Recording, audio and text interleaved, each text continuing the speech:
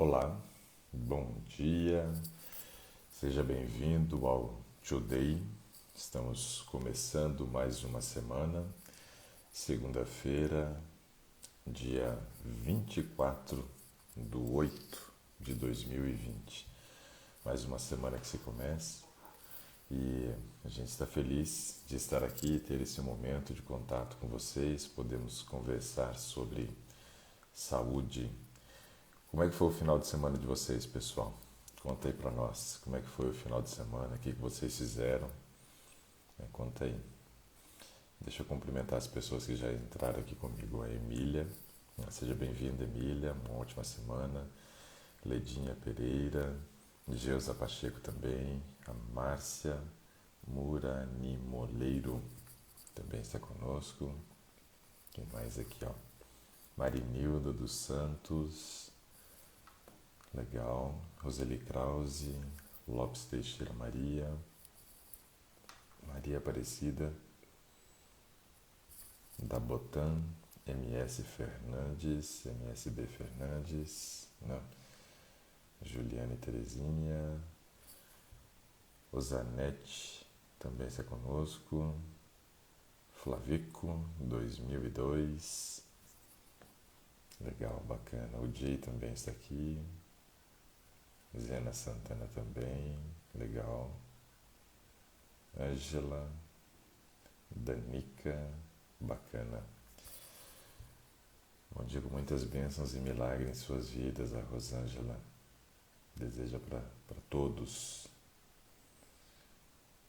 Vamos ver aqui. Bom dia, doutor, muita alegria. Meus pais se curaram do Covid. Uau, que notícia boa. Isso é muito bom. Esse Covid, infelizmente, ainda vai durar um bom tempo, incomodando a gente pelo jeito. Estava lendo uma matéria aqui do site da Globo falando a respeito do comportamento da Covid no Brasil e mostrando que aqui a doença ela tem se comportado de maneira diferente, né, dos outros países, né? E aí tem alguns comentários aqui. Nós tivemos um processo de desacelerar o número de mortes em 2%, comparado entre uma semana e outra. O que aparentemente é pouco, né? Mas qualquer diminuição já é algo para ser comemorado, né? Mas aqui eu li algo que me chamou bastante atenção com relação à Covid, que é isso daqui, ó. Em certas regiões do Brasil, é tão alto o número de pessoas que já teve o vírus e ficou imune que isso explicaria agora uma possível queda de casos. O Ministério da Saúde destacou esta semana uma leve tendência de que também o número de mortes de 2%, uma leve tendência de queda também no número de mortes de 2% em comparação com a semana anterior. Ou seja, ainda é pouco, mas a gente já começa a ficar feliz porque qualquer redução são pessoas que estão deixando de morrer, né? E isso para nós já é algo a ser comemorado, né? E ainda diz aqui, ó, enquanto não surge um remédio com eficácia comprovada ou então apareça uma vacina eficiente, as medidas de prevenção precisam ser rigorosamente obedecidas. Elas são os únicos recursos que temos no momento para que a curva da epidemia brasileira saia do platô incômodo em que está, de estabilidade lá no alto, e finalmente comece a descer. Só que nós temos um grande problema no Brasil, né? O nosso problema no Brasil é que o povo não sabe obedecer lei, né? Então isso é muito complicado. A gente vê muitas pessoas que se aglomeram, mas assim, se aglomeram de verdade, né? Festas e todo mundo sem máscara, e é coisa complicada, né? Você aglomerar, você colocar 10, 15 pessoas, né, dentro da tua casa, né, para um jantar de pessoas que você tenha contato durante a semana é uma coisa. Agora, festas aí com centenas de pessoas, a coisa está complicada. Bom dia, doutor. É verdade que quem tem herpes genital deve evitar alimentos ricos em arginina? Eu desconheço essa informação, Lopes. Lopes Teixeira, Maria Lopes, né? Desconheço. Oh, que legal, a Emília foi lá no Drive-In Solidário da igreja, maravilhoso. Eu queria ter ido também, mas eu não consegui o ingresso. A semana foi tão corrida que eu nem me lembrei, Emília. Quando eu me lembrei, estava tarde. Aí eu falei com a doutora Adriana, ela disse que tinha um para 5 horas, mas eu estava fazendo palestra online, 5 horas, para a noite, para o das 21, não achei.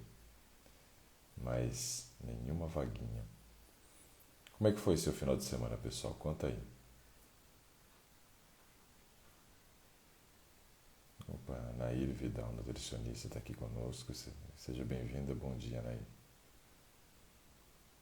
Bacana. Bom, já são 7h09, hora de chamar alguém. Foi muito bom assistir a programação no Drive, no Mané Garrincha. A Rosângela também foi. Ô, povo de sorte esse. E eu não consegui nada. Só trabalhei.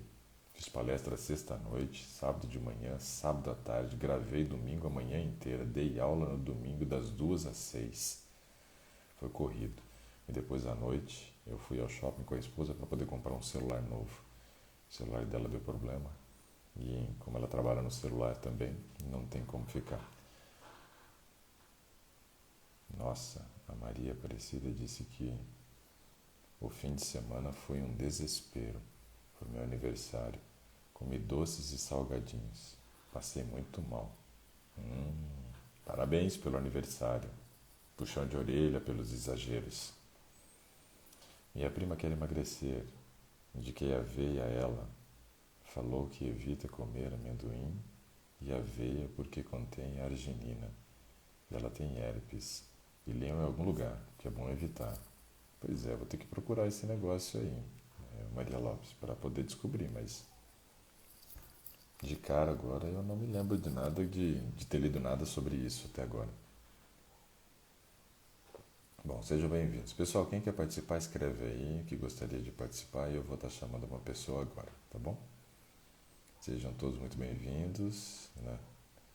É um prazer receber todos vocês aqui. Legal.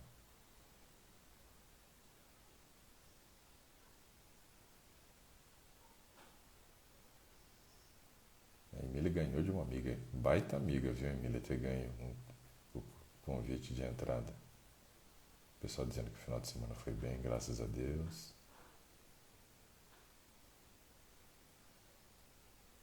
A gente perguntando se tomando lactobacilos pode fazer o uso de ivermectina. A ivermectina, ela é justamente para matar micro-organismos, né? Então não é a melhor opção, não. Além do que, a ivermectina a gente toma se a gente descobre o Covid, né? Eu não consigo entender direito essa questão de usar, né, a ivermectina antes de ter o vírus. Ela atua para matar vírus, bactérias, fungos, né, vermes. E como é que ela vai prevenir uma coisa se não tem? A Inovitim falou que o fim de semana é de frio, mas de sol. Foi lindo, lá do Rio de Janeiro. Um abraço. E parabéns pelo trabalho que tem realizado. De vez em quando eu dou uma espiadinha. Vamos ver se alguém quer conversar.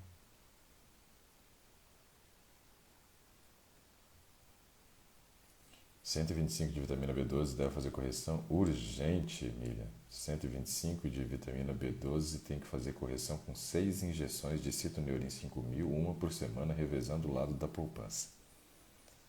Só isso. Opa, mais gente falando que o fim de semana foi top. Estava em Lavras, fiz caminhada pertinho da natureza. Meu tio fez o mestrado dele na Universidade Federal de Lavras.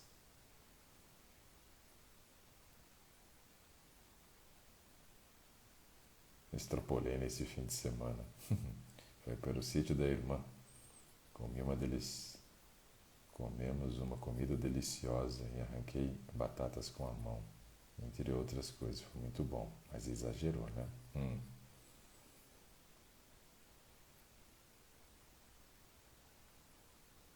Vamos ver.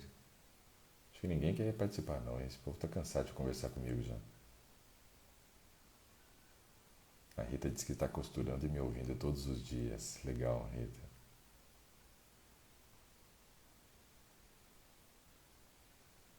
Ô, Emília, se ninguém quiser falar comigo, eu vou chamar você. Você contar como é que tá a sua vida, hein?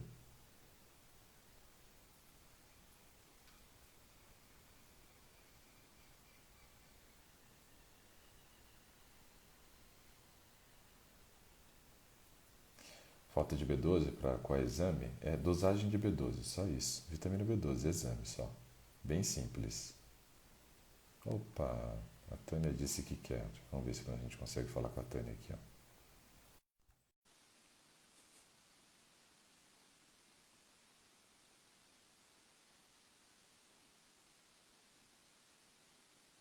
A Rita gostaria, mas está trabalhando.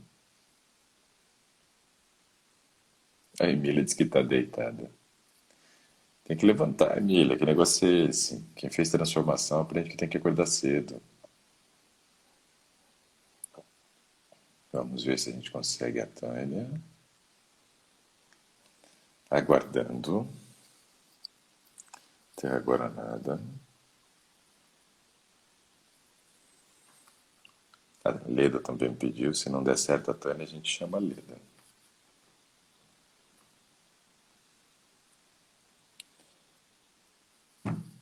Vamos ver.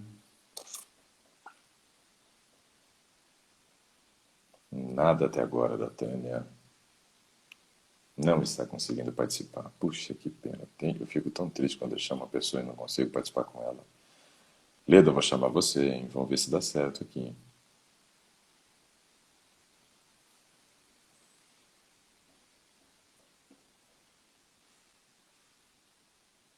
Agora aguardando a Leda, conectando. Opa, deu certo. Bom dia, doutor Ricardo. Bom dia, tudo bem, Leda? De onde que você fala que você tá Tudo com esse frio bem? todo aí? Eu falo de Atibaia, São Paulo. Tá frio por Tá aí, é? frio. Tá bem frio, tá 7 graus Nossa, tá mesmo? e tô bem agasalhada aqui. É, Acordei bem cedo. 7 graus já é friozinho mesmo, né? É, tá friozinho, bem frio mesmo. Para mim, que sou paranaense, tem que ser abaixo de 11 para a gente começar a sentir frio. Então, 7 já estaria sentindo frio, com certeza. Ah, sim. Mas eu sou um paranaense que não tenho problema com frio, porém não gosto do frio. Porque eu não gosto de usar blusa. Nossa, eu fico desesperado. Esse negócio de ter que colocar blusa me dá desespero, né? Eu me lembro que no Paraná, muitas vezes, eu estava de manga curta, mas uma touca, né? Touca eu usava bastante, né? Porque esquentar as orelhas é importante, né? Sim. Sou, Mas Mas é frio mesmo, 7 graus, né? E essa onda aí foi meio maluca, né? Vocês estavam passando já um calorzinho aí nessas regiões, né? E de repente caiu a temperatura brutalmente, né? sim, verdade. E aí a gente sente, né? Principalmente quem não tem muita massa como eu, então qualquer frio já precisa pôr blusa, blusa, touca para ficar mais aconchegante. Tem gente que falou assim, ó, sinto frio aos 21, já é difícil de dormir. Nossa, com 21 para mim é a melhor temperatura que existe, né? Para dormir com 21 graus, nossa, tranquilo, né? E durante o dia, 27 também é bom, 28, passou disso, começa a ficar quente demais já. Mas vamos lá Sim. então, Leda, em que eu posso lhe ajudar? Então, eu tenho sempre acompanhado, sempre que posso, né? Não todos os dias. Acompanhado as suas lives, tenho visto várias pessoas contando as suas experiências, né? E pedindo orientação. Eu já sigo mais ou menos uma alimentação mais saudável, né? Eu sou quase Certo. vegana, na verdade, Quase, desde... quase vegetariano, né? quase vegetariana. Eu prefiro esse termo do que vegano porque, assim, quando a gente É, fala a palavra vegano, vem embutido toda a filosofia do veganismo também, coisa que muitas sim, vezes a gente não está vivendo, né? Então fica um pouco contraditório. Então, acho que vegetariano ou vegetariano estrito, porque para mim o termo correto seria vegetariano, né? Porque vegetariano está muito claro, vegetais. sim, Vegetariano vem de vegetais, ou seja, só come produtos vegetais, né? certo, correto. Então, e aí eu tenho passado algumas dificuldades, né, com relação à saúde devido à falta de B12. Uhum. Faz uns 2 anos, assim, que eu vinha passando muito mal, sempre recorria ao hospital.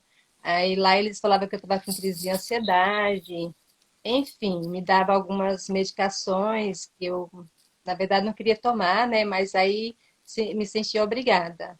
E aí comecei a tomar as medicações, mas depois eu vi que não estava tendo resultado. Uhum. Aí eu procurei uma nutricionista vegetariana e ela Certo. me orientou. Eu fiz uma desintoxicação, fiquei mais ou menos Uhum. 21 dias em desintoxicação e aí comecei a melhorar.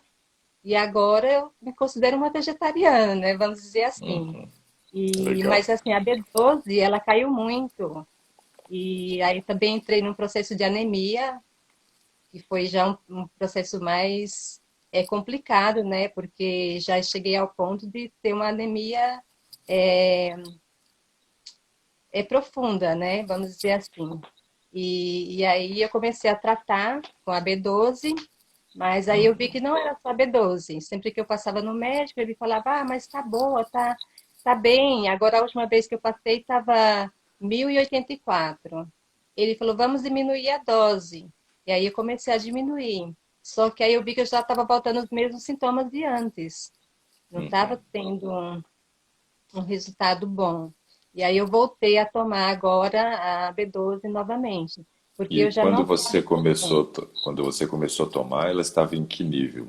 Porque chegou a 1084 e é acima de 900, aí já é acima do limite, né? Mesmo a gente sabendo que não tem um efeito colateral, né, grave, já estava acima do limite. Então você voltou a fazer o uso, que hora?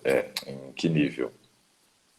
Então, agora eu tava usando 1.000, 3 vezes por semana. Ok. Mas aí ele falou para eu reduzir, tomar só 2 dias por semana, mas mesmo assim já estava voltando os sintomas de antes. Mas E o aí eu nível da comecei, B12 você não verificou. sim, antes estava, não, depois que eu reduzi, não. Aí eu sei que está 1084, mas eu É. reduzindo a dose, já estava voltando os sintomas. E aí eu voltei a tomar novamente a dosagem que ele tinha passado antes. É porque Mas assim, é um nível muito elevado para estar sentindo esse tipo de sintoma de carência de B12. A maioria das pessoas que começam a apresentar, Leda, algum tipo de sintoma pela falta de B12, é quando essa B12 está abaixo de 200. Então, dificilmente a gente sente com esse nível. Estranho, não é normal. E aí teria que sim. verificar outras coisas também. Mas quais são os sintomas que você sente? Então, antes era formigamento nos membros, nas mãos. Geralmente acordava à noite com as mãos formigando e não sentia a pele, não sentia que tinha movimento. Então, assim, antes eu sentia esses mesmos sintomas. Era nas pernas também, era muito cansaço, era formigamento nas pernas, nos braços. Era preocupante. Nessa época Sim. estava bem baixa, estava 180 e poucos. Mas aí depois que eu É, comecei a esse, suplementar, esse, esse daí realmente é um dos sintomas, porque assim, ó, a B12 ela tem várias funções no nosso organismo, né? Mas a sim, gente sabe que as carências de B12, quando elas começam a apresentar algum tipo de sintoma, ou a pessoa vai ter uma anemia, que pode ser uma anemia profunda, muitas vezes, por sim, carência de B12, né? Mas também a gente sabe que a B12 afeta muito o sistema neurológico, né? O sistema nervoso. E por afetar o sistema nervoso, um dos primeiros sintomas, né, que a pessoa começa a ter por carência de B12 é ela ter uma perda de profundidade. Então, é mais ou menos assim, ó. Imagina que tem um objeto em cima da mesa, e aí você visualiza o objeto e leva a mão para pegar o objeto e volta com a mão vazia. Ou seja, você dimensiona errado a distância. Então você perde essa noção de distanciamento, né? Então você leva a mão para pegar o objeto e a mão volta vazia. Então esse é um sim. dos sintomas. Outros sintomas é o andar cambaleante. Então uma pessoa com deficiência de B12, já afetando parte neurológica, muitas vezes faz com que essa pessoa não consiga andar em linha reta. E aí ela começa a andar cambaleando, como se Sim, estivesse alcoolizada, né? Como se estivesse sob efeito de álcool, né? Então, deficiência de B12 faz a pessoa andar como um bêbado na rua, né? Muitas vezes com essa dificuldade de manter, né, um andar em linha reta. Um outro aspecto é quando afeta essa parte neurológica, já trazendo esse grau de formigamento, né? Também sim. tem uma relação direta com carências de B12, porque afeta a parte neurológica, né? Então você apresentou um dos sintomas mais clássicos. Só que esses sintomas eles aparecem quando realmente o nível de B12 é abaixo de 200, que era o teu caso. E agora você fez as correções, subiu para mais de 1.000 e deixando de usar, já começou a perceber esses mesmos sintomas? Sim, eu baixei a dosagem, né, que eram 3.000 por semana, e aí eu baixei para 2.000. E aí eu comecei não sim, esse sintoma na mão. Sempre quando eu estava dormindo, acordava, estava com o braço adormecendo. Aí eu penso que pode ser porque eu não tenho absorção, não tenho fator intrínseco. É, Já é uma questão mais gastrite atrófica. isso aí no Então é caso, as mais. correções elas precisam ser via poupansal, né? Aí tem que ser injeção. Porque essa questão da absorção da B12, vamos trabalhar um pouquinho esse aspecto, Leda, porque isso é bem interessante.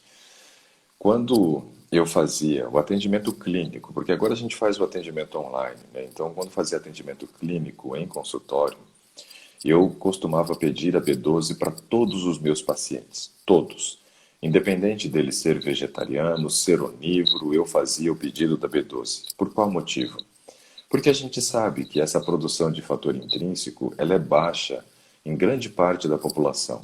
Ou seja, mesmo a gente fazendo a ingestão da B12, não é uma garantia de que a B12 vai estar normal. Então, esse é um aspecto bem importante. E sabe qual era a estatística que eu encontrava? Que os pacientes que comiam carne, queijo, leite e ovos, que são alimentos que contêm B12, todos eles, né, tinham risco elevado para carência de B12. 7 de 10 estavam com nível bem abaixo do normal, mesmo ingerindo as fontes. Ou seja, o risco é para todos, não é só para aquele que vira vegetariano, né? Então, assim, 7 de 10 dos meus pacientes tinham carência de B12. Por quê? Por alguns motivos. Um deles, essa baixa produção de fator intrínseco. Um outro, porque eu vejo que muitos deles comiam o tempo inteiro. O tempo todo estava beliscando. E pessoas que comem várias vezes ao dia, o que a gente pode entender? Quando a gente, por exemplo, mastiga o alimento, nós temos aqui a glândula parótida, ela fica mais ou menos nessa região, uns 2 centímetros, né, seguindo em direção à orelha, mais uns 2 centímetros abaixo. Então, nessa região, bem na região onde nós temos uma musculatura aqui também chamada de masseter ou masseter, é onde fica a nossa glândula parótida. Então, se eu faço a mastigação, quem libera saliva nesse momento é a parótida. Nesse momento que eu não estou mastigando nada, quem está mantendo a produção de saliva é a sublingual e a submandibular. Ou seja, essas duas glândulas mantêm a produção de saliva no jejum e a parótida no momento da mastigação.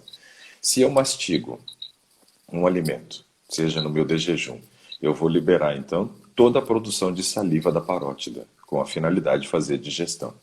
Se daqui 1 horinha, 2 horinhas, a parótida está lá em descanso, trabalhando para recuperar a enzima, para uma próxima digestão, eu vou e começo a mascar chiclete. Quem vai trabalhar de novo? A parótida.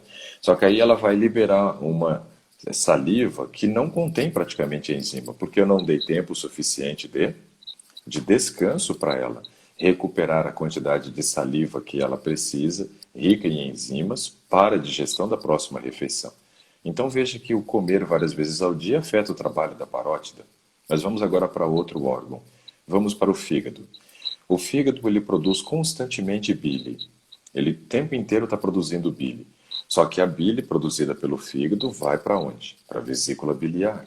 Ali na vesícula biliar, essa bile vai ser concentrada e armazenada, ou seja, vou ter um volume suficiente e uma concentração adequada para ser efetivo na digestão da gordura que eu fizer a refeição, que eu ingerir na refeição. Agora, se por exemplo a minha bile tem esse papel de armazenar e concentrar, mas eu como a cada 2, 3 horas, o que vai acontecer? Eu nunca vou ter volume suficiente nem concentração suficiente. Então, comer várias vezes ao dia aumenta o tempo de permanência do alimento no estômago, porque não dei tempo também para o órgão estar preparado para a próxima digestão. Obviamente que se a gente for pensar no fator intrínseco, acontece a mesma coisa. As pessoas comem, liberam fator intrínseco para absorção da vitamina B12 e precisa de um tempo para ter condições de ter a produção suficiente de fator intrínseco para uma nova refeição. Só que aí as pessoas comem o tempo todo está mastigando. Nunca vai ter concentração suficiente de fator intrínseco. Mesmo ingerindo, então, as fontes de B12, não tendo, né, esse fator intrínseco, não faz absorção. E essa é a explicação que eu encontro, Leda, para poder explicar por que que 7 de cada 10 dos meus pacientes que comiam fontes de B12 tinham carência de B12. Então, esse é um aspecto. A gente sabe que o fator intrínseco, para algumas pessoas, ele é pouco produzido e para outras ele está matando a chance de fazer a absorção da B12 porque come o tempo todo. Por essas mudanças de alimentação que você teve, acredito que você não seja uma dessas pessoas, né, que tem síndrome de lagarta, né, mastigando o tempo todo, né? Não, Pois é. Então você não tem. talvez seja uma dessas que, mesmo respeitando um tempo de intervalo correto, e algumas pessoas perguntam em quanto tempo devemos comer novamente. A gente sabe que o tempo médio para esvaziamento do estômago são 4 horas. Isso não quer dizer que terminou as 4 horas exatamente, terminei o meu processo de esvaziamento gástrico e já tenho que comer novamente. Não. Então eu vejo que 5 horas é um intervalo mínimo entre uma refeição e outra. E aí, nesse caso, você respeitando esse tempo ainda não tem uma taxa absortiva boa de vitamina B12. Tem que usar doses elevadas, mesmo já estando com um nível elevado. Só que aí a gente Sim. também tem que avaliar o seguinte: o seu processo de correção de B12 para chegar em mais de 1.000, né, de resultado no exame, foi através de B12 via oral ou foi via poupansal? Foi sublingual. Sublingual. Opa, legal. Isso. Então veja, na suplementação de vitamina B12 sublingual, não há necessidade do fator intrínseco. Não há necessidade do fator intrínseco. Ele é produzido no estômago e é ele quem se liga com a B12 no estômago para que promova a absorção dela intestinal. Então a via sublingual para correção é muito boa. Eu uso B12 sublingual, né? E hoje eu faço o seguinte: eu tomo B12 sublingual de 5.000 microgramas, eu uso mais ou menos um mês, todos os dias, e depois eu começo a utilizar uma vez na semana, o que daria aí uma dose menor do que 1.000 diária, então. Então é assim que eu tenho feito minha correção. Só que assim, essa correção, ela está sendo feita desse jeito porque eu já conheço o meu corpo. Eu já sei como ele reage ao uso da B12. Eu sei que se eu usar todos os dias 5.000 microgramas sublingual, ela vai subir. E depois, com um comprimido de 5.000 microgramas, uma vez na semana, eu consigo fazer a manutenção. Então, dessa forma, eu tenho trabalhado a minha vitamina B12. Só que essas particularidades é preciso conhecer. Então, eu falo para as pessoas o seguinte: antes da gente começar uma suplementação de B12, é importante fazer os exames para que a gente conheça como o seu organismo se comporta. Por exemplo, tem muita gente que diz assim: eu quero virar vegetariano e aí eu sei que eu vou ter que suplementar B12. Ok, pode ser que você, virando vegetariano, tenha que corrigir a B12. E aí, no caso, o que que a gente precisa fazer? O exame primeiro. Quando a pessoa é vegetariana e faz o exame, eu não tenho como estabelecer esse padrão de comportamento do organismo de tempos anteriores. Então, quando a pessoa ainda come carne, queijo, leite e ovos e decide mudar, decide abandonar esses produtos, faz o exame. Se ela faz o exame, aí a gente descobre: opa, mesmo consumindo fontes, tinha B12 baixa. Ou seja, já sei que na hora de fazer correção não vai adiantar fazer correção via oral. Não vai ter taxa absortiva como eu gostaria. Então, ou vou ter que ir para uma via sublingual ou injeção, né? Um dos dois. Aí, no caso, você fez a sua correção sublingual, subiu acima de 1.000, diminuiu um pouco a dose e já começou a ter os mesmos sintomas. É isso? Sim, sim. Mas aí agora, como meu esposo também já está suplementando, ele está fazendo 5.000 diária. Uhum. E É a mesma aí, coisa que eu como a minha, faço. isso, como ele já, como eu já estava tendo alguns sintomas, quando eu reduzi, aí eu comecei a usar junto com ele a mesma dosagem, só que 3 vezes por semana. Estou usando 3 vezes por semana, 5.000. É. O ideal seria, Leda, que você fizesse o exame antes de você começar Sim, novamente a fazer a suplementação. Para que a gente soubesse, estava acima de 1.000, caiu para quanto? Ah, caiu para 800, um exemplo. E sim, com 800 estou sentindo os mesmos sintomas. Aí é interessante a gente analisar esse caso. Porque estou dentro de um nível de normalidade e por que estou sentindo esse tipo de sintoma? Talvez porque não tenha uma relação somente com a vitamina B12, entendeu? Então é sim. importante a gente observar isso. A Emília, por exemplo, faz uma pergunta aqui que é se o sublingual substitui a suplementação injetável. Pode substituir, Emília, dependendo de quanto estava a sua vitamina B12 quando você fez o exame. Se, por exemplo, você faz o exame e está abaixo de 200, eu nunca vou recomendar a correção sublingual. Vou recomendar primeiro a correção através de injeção e depois uma manutenção sublingual, né? Então, tudo vai depender do resultado.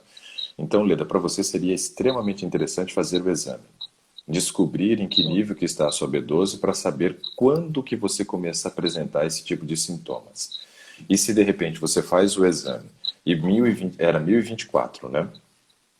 1.084. 1084, desculpa. Quando foi esse exame que você fez que estava em 1084? Foi mês 5. Maio desse ano. Isso. Ok.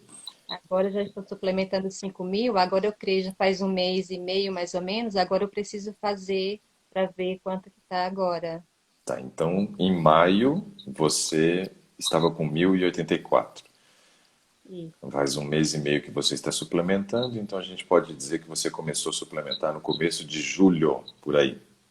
Isso. Ok, maio, junho, julho, nós estamos falando aí talvez de 2 meses, no máximo. Sem B12 você já começou a sentir os sintomas. É muito pouco tempo para a gente poder dizer que essa B12 caiu a tal ponto de gerar esse tipo de sintomas. Então, assim, você vai ter que começar a observar melhor o teu organismo, Leda, com relação a Sim. isso. E eu sugiro que você faça mais outro exame, além da vitamina B12. Que você faça um exame de homocisteína. Já ouviu falar desse exame? Homocysteína já, Já. já fiz também. Mas eu vou fazer, refazer todos os exames novamente. E quando você É fez a homocisteína. homocisteína, você se lembra em quanto estava? Não lembro, mas eu acho que era 85 agora. Acho que era 85, se não me engano. Porque assim, ó, a homocisteína, ela é uma medida importante para nós. Ela traz indicativos de doenças. E ela é formada a partir do catabólito gerado na quebra da metionina, que é um aminoácido, né?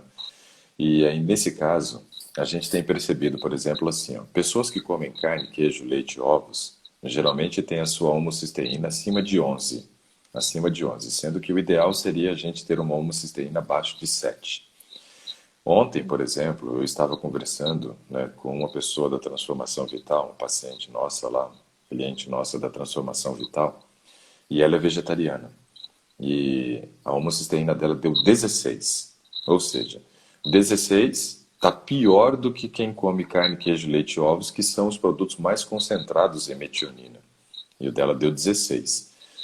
E nós estávamos conversando sobre isso porque uma homocisteína elevada aumenta o risco para o desenvolvimento de hipertensão, de diabetes, mas principalmente para déficit cognitivo, ou seja, dificuldade de aprendizagem, né?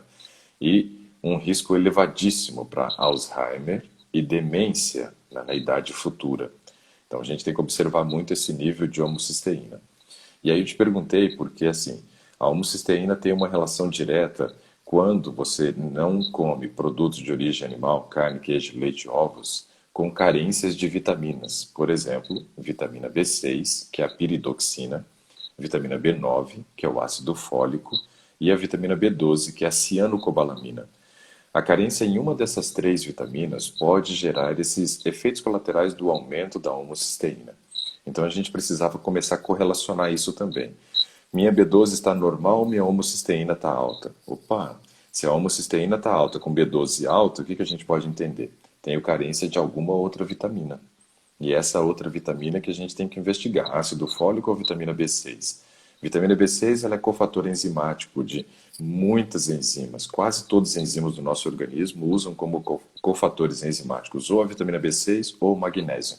Eles são utilizados em inúmeras reações químicas do nosso organismo. Então a gente precisa tentar identificar e fazer essas correlações, porque não seria normal, com 2 meses, né, parando a suplementação, estando em 1084, você já ter tido esse tipo de efeito colateral, esses sintomas de formigamento, de repente uma fadiga exagerada, né, na musculatura. A gente precisa trabalhar para tentar identificar, Leda, realmente o que está acontecendo. Que Sim. aparentemente tinha carência de B12, é um dos sintomas de B12, mas não é só a B12, parece. Tem alguma outra coisa nessa história que ainda está mal contada e a gente precisa Sim. descobrir. Sim, eu tenho a hipotireoidismo e Uhum, tenho também, agora eu descobri que eu estou com osteoporose. uhum, Então, acho que uma coisa vai juntando a outra. Aí sim. entrou também menopausa, enfim. Então, eu creio que é devido também a esses outros problemas de saúde, né? Sim. Alguém pergunta aqui, ó, por exemplo, que se a B12, né, está em 302, o que fazer?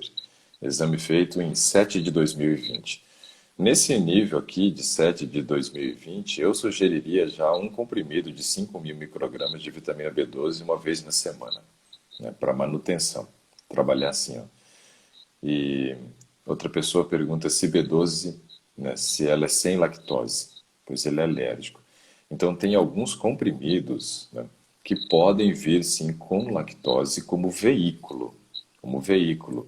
Ou seja, tem um negócio que quando a gente pega qualquer comprimido e a gente vai ler, tem um negócio chamado QSQ, não, QSP. Vocês já viram isso? QSP quer dizer quantidade suficiente para.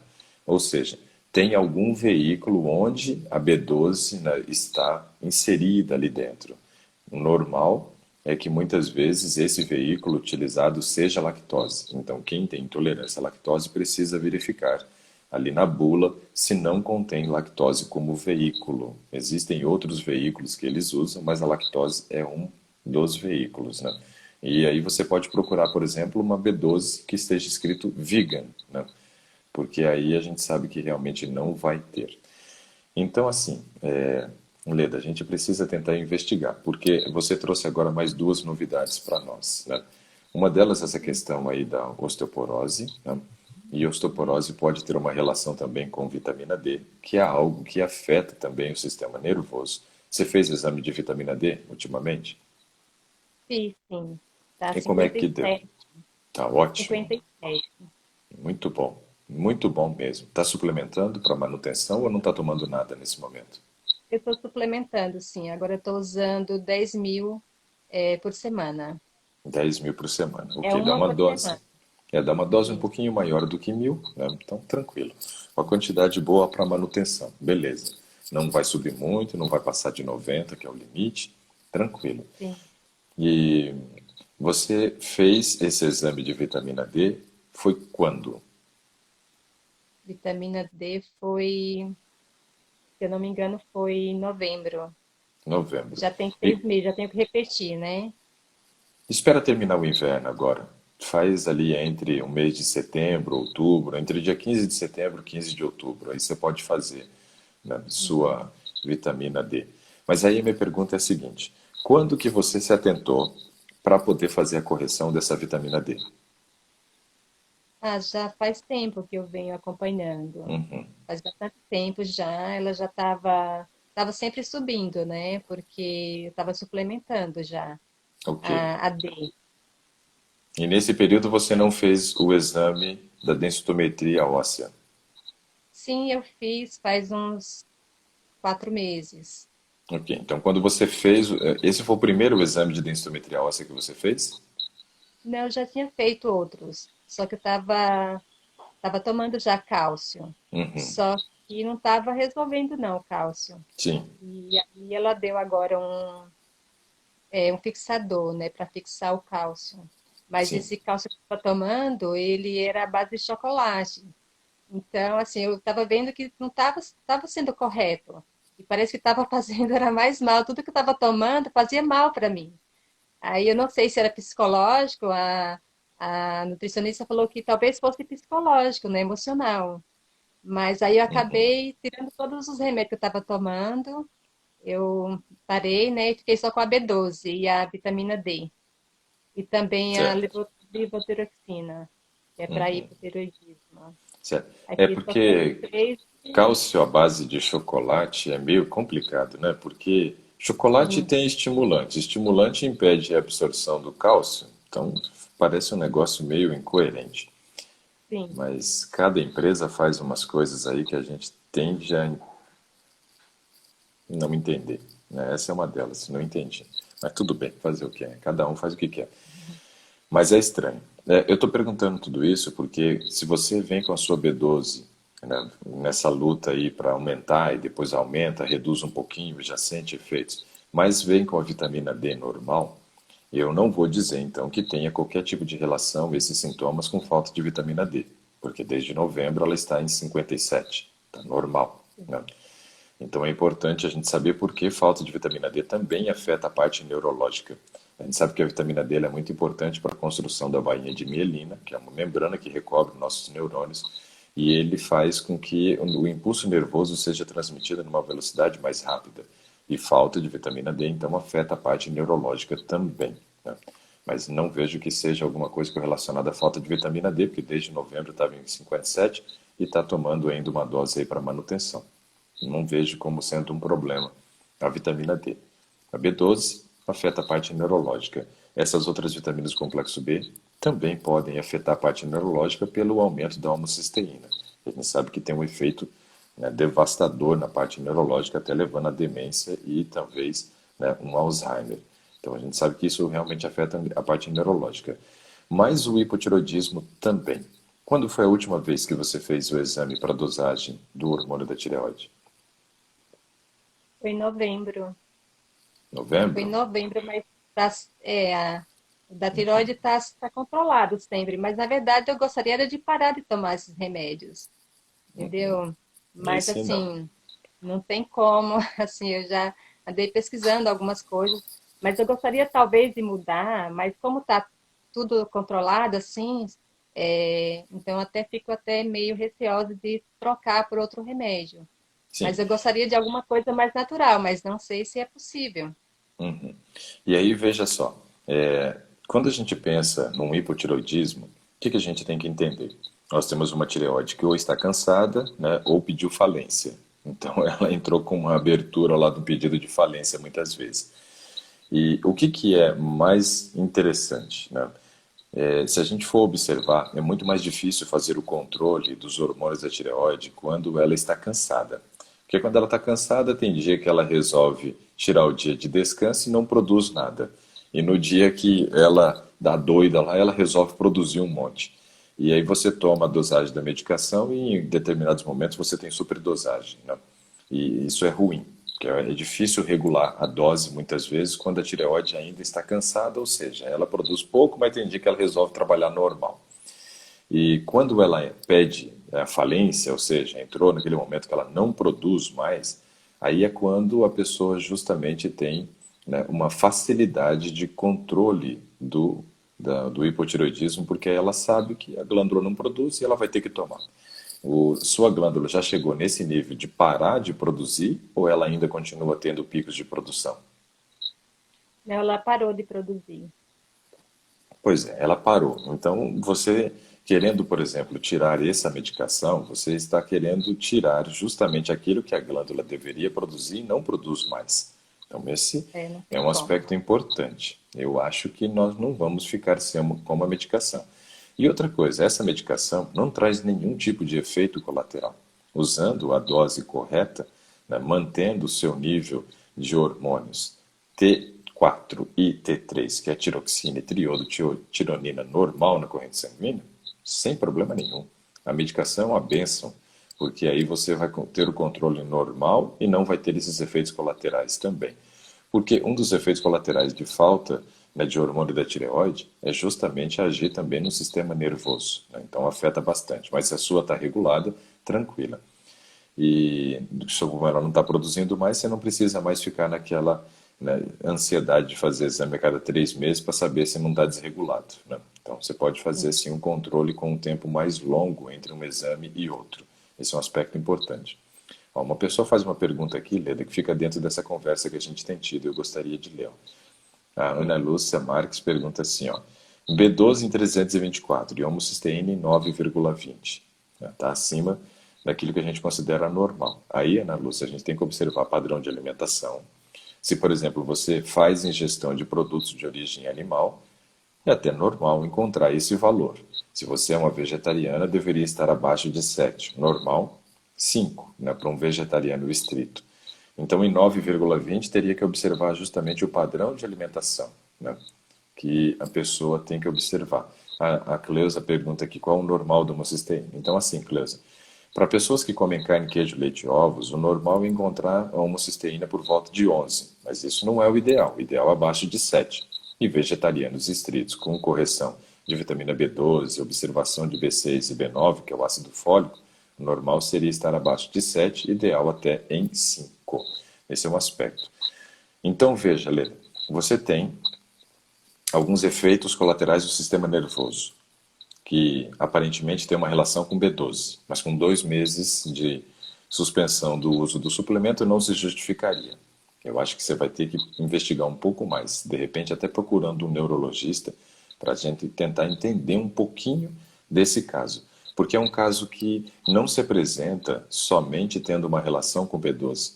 Porque no nível que estava a sua B12 com 2 meses da suspensão, de maneira nenhuma você poderia estar apresentando esses sintomas se fosse alguma coisa correlacionada somente à falta de B12. Concorda? Concordo.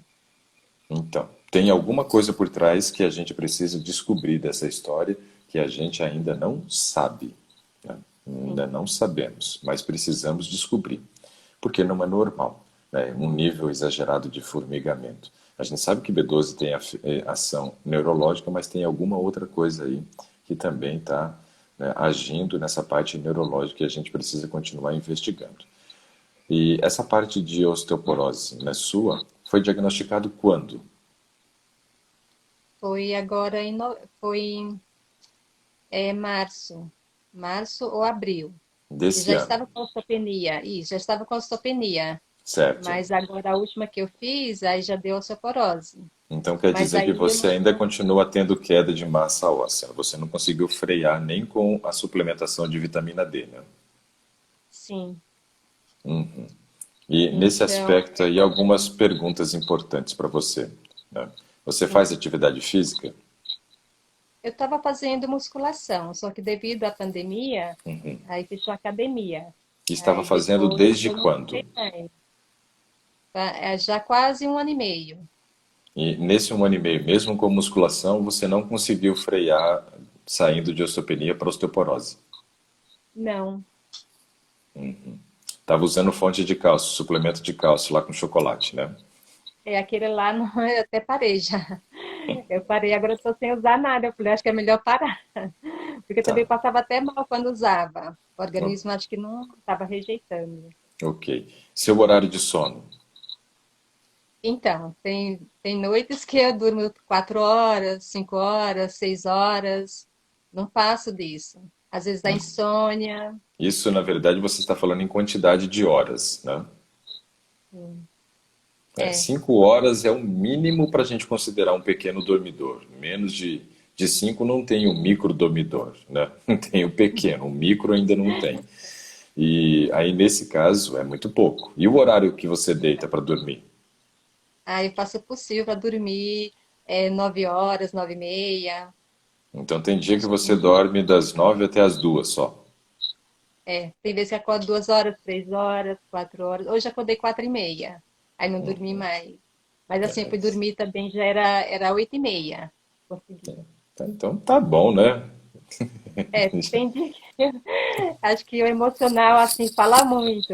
Não, mas quem foi dormir 8h30 já deu 7 horas e meia de sono, já tá ótimo, né? Foi Já é bom. uma quantidade boa de sono. É que quem dorme cedo acorda cedo, não tem jeito. Mas eu Sim. estou perguntando o horário porque, assim, quando a gente pensa em reconstrução de massa óssea, Leda, tem algumas características que a gente precisa observar. Quais? Obviamente, primeiro, fontes de cálcio. Precisa oferecer cálcio, né?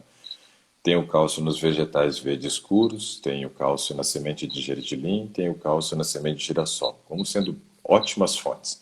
Todos esses são muito concentrados, né? Tem uma quantidade boa. Semente de gergelim e girassol muito mais até do que os vegetais verdes escuros, mas eles também são boas fontes. Então eu preciso fazer ingestão. Mas aí veja um detalhe interessante. Nos Estados Unidos é o país que nós temos como o país que mais ingere cálcio, né, por pessoa, per capita, no mundo.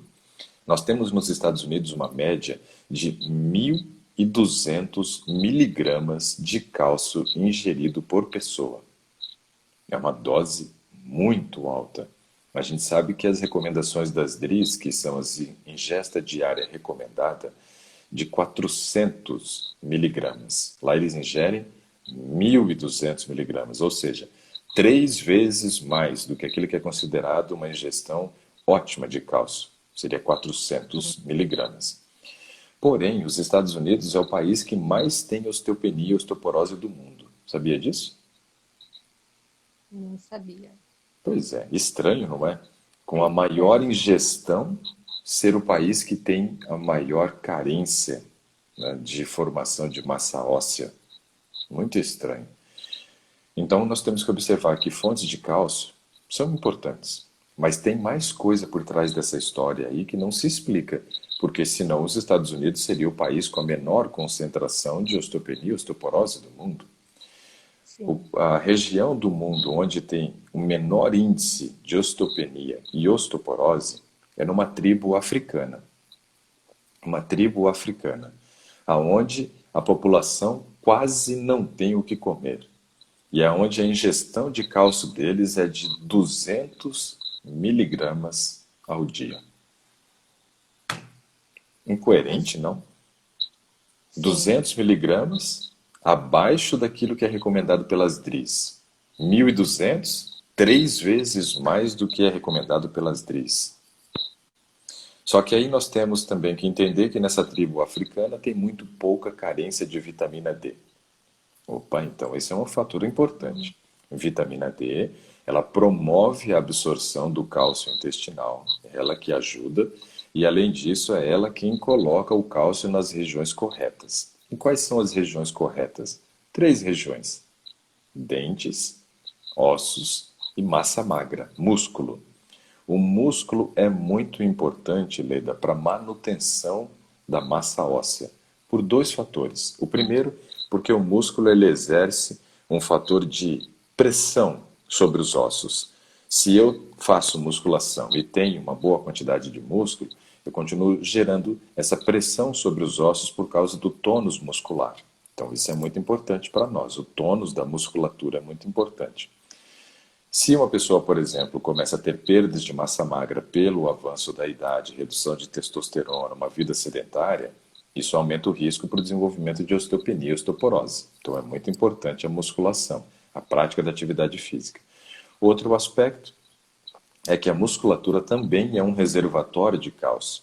Dentro da musculatura nós temos uma organela chamada de retículo sarcoplasmático. Esse retículo sarcoplasmático é onde fica armazenado o cálcio.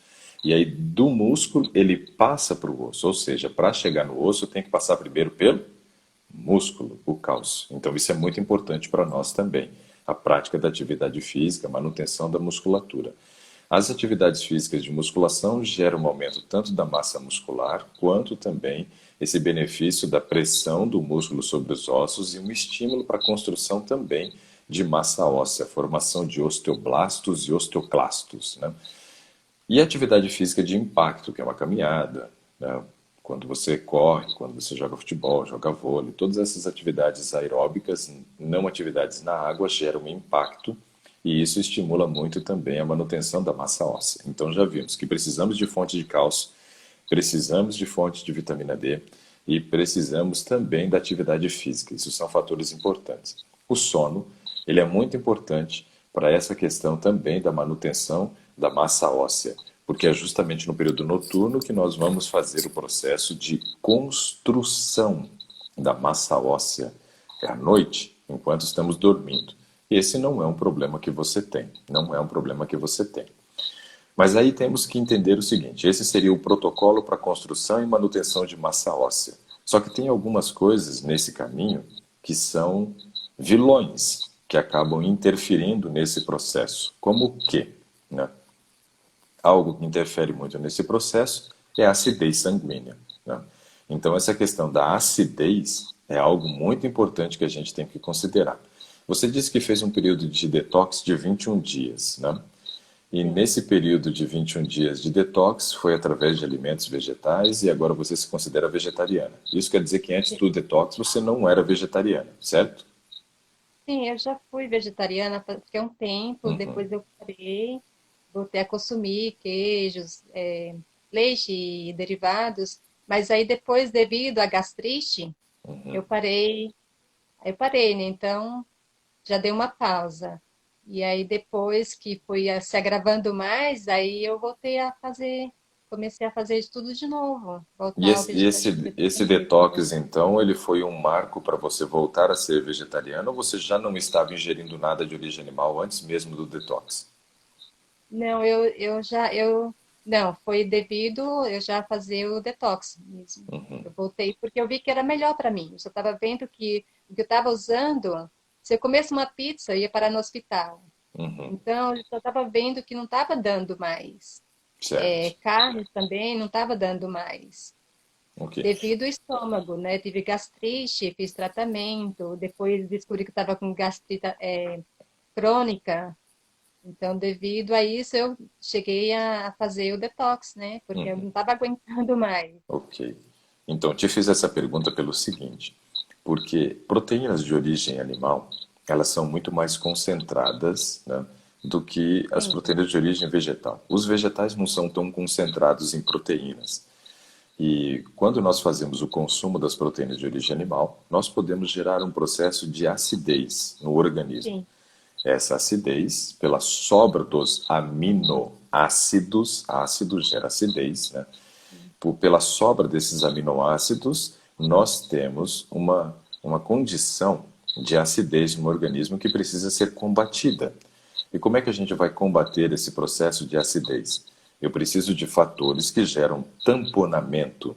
O que é esse tamponamento? É você trazer novamente o pH para o nível de normalidade, que é 7,4, com variações sim, mínimas de 7,35 a 7,45.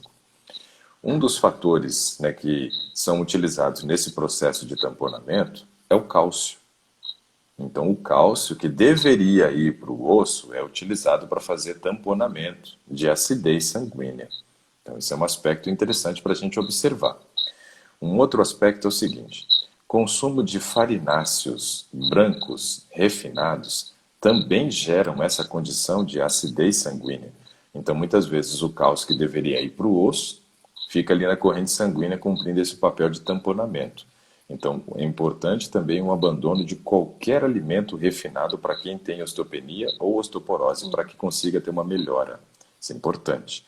Farinhas brancas ou qualquer refinado, aí, arroz branco também, seja qual for, sim. gera acidez. Péssimo. E outra coisa que gera muita acidez no organismo é o açúcar. O açúcar também gera acidez e o açúcar a gente sabe que ele sequestra também cálcio dos ossos. É horrível, açúcar. E outra coisa, e essa também é terrível, é o uso dos refrigerantes.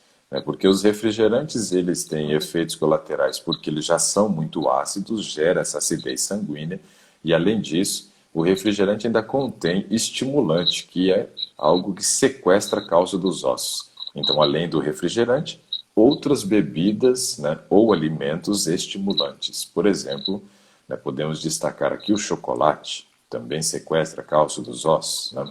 E também chamate, chá verde, chimarrão, tereré, tudo isso é ruim. Então veja que tem um protocolo imenso de coisas que a gente precisa observar. Tente encontrar quais são, de repente, algumas pequenas falhas que existam nesse processo, né, para que a gente possa ter um aumento de massa magra, porque eu já vi alguns pacientes meus aumentando a massa magra. A gente tem só 10 segundos, Leda. Nossa conversa foi legal. Falamos de B12, falamos um pouquinho de osteopenia e osteoporose. Espero ter lhe ajudado. Né? Sim, ajudou bastante. Eu agradeço muito as orientações. E é um ótimo Legal. trabalho.